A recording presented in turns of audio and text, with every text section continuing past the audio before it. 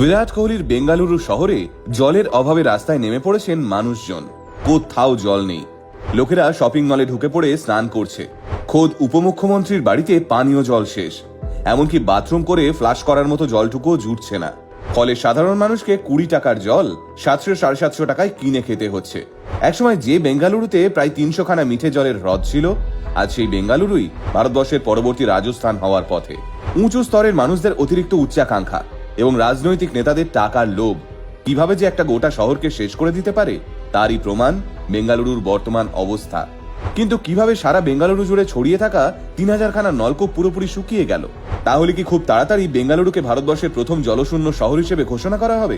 চলুন আজকের ভিডিওতে তাহলে জেনে নিই সাধারণ মানুষকে মৃত্যুর মুখে ঠেলে দেওয়ার এই পুরো চক্রান্তটার ব্যাপারে। বেঙ্গালুরু শুনলেই আমাদের প্রথম মাথায় আসে বিরাট কিং কোহলির রয়্যাল চ্যালেঞ্জার্স বেঙ্গালুরুর কথা। আর এর পাশাপাশি মাথার মধ্যে ঘোরে